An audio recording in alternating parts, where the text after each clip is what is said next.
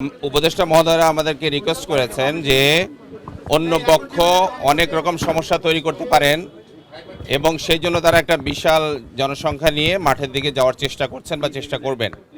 যেহেতু আগে থেকে মাঠে আমাদের অনেক লোকজন হাজির আছেন, তো দুই পক্ষ যদি মুখোমুখি হয় তাহলে অনেক বড় সমস্যা তৈরি হওয়ার সম্ভাবনা আছে।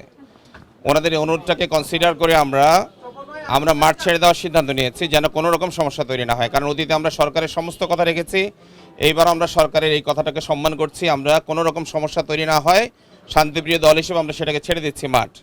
মাঠ ছেড়ে দেওয়ার জন্য আমি আমাদের সাথীদেরকে বলছি এবং যারা আছেন সাধারণ জনগণ তাদেরকেও বলছি, মাঠটা ছেড়ে দিয়ে আমরা কামারপাড়া রোড দিয়ে আমাদের পশ্চিম পাশে যে মার্কাজ আছে, মার্কাজের দিকে আমরা সেখানে দিকে গিয়ে যার যার মতো করে আমরা সেখানে সিদ্ধান্ত নিয়ে যার যার মতো করে চলে যাব।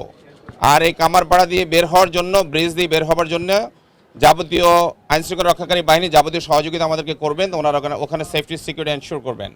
আর এখন এখানে সিদ্ধান্ত হয়েছে সরকার নিজ দায়িত্বে মাঠটা নিয়ে নেবেন, কেউ মাঠের মধ্যে থাকবে না।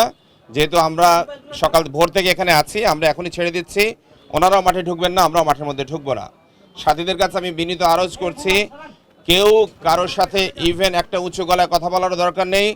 কোনো রকম ক্যাজুয়ালিটি যেন না হয়, কোনো রকম মারামারি না হয়, কোনো রকম সমস্যা তৈরি না হয়। আমাদের সাথীরা এখনই মাঠ ছাড়া শুরু করুক।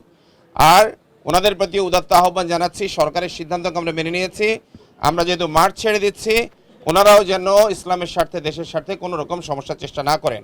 ওনারাও যেন রাস্তার মধ্যে নেমে না আসেন বা কোনো উস্কানিমূলক বক্তব্য প্রচার না করেন। অ্যাজ ওয়েল অ্যাজ আমাদের পক্ষে সবাইকে বলছি, কেউ যেন কোনো রকম উস্কানিমূলক টেক্সট দেয়া থেকে শুরু করে কোনো রকম ভয়েস দেয়া, কোনো রকম লাইভে যাওয়া, ভুলও আপনারা এটা করবেন না।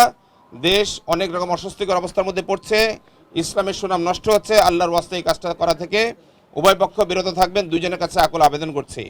ধন্যবাদ। যারা মারা গেছেন, আহত হয়েছেন, কোন পক্ষের কে ছিলেন না ছিলেন, এগুলো হচ্ছে এই মুহূর্তে অনেক বেশি জরুরি। যারা মারা গেছেন আল্লাহ তাদেরকে মাফ করে দিন। যা হয়েছে এই তথ্যটা এখন না জেনে এর চেয়ে অনেক বেশি জরুরি আমাদের কাজ করতে দিন, যেন সহজে সবাই বেরিয়ে যায়, যেন আর কোনো প্রবলেম তৈরি না হয়। কারণ আপনাদের সাথে আমাদের কথা বলার সুযোগ আছে আরো।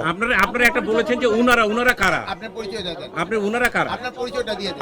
আমি শুরুতে বলেছি, আমি নিজামুদ্দিনের পক্ষ থেকে বলছি, মানব সাদ সাহেবের অনুসারী।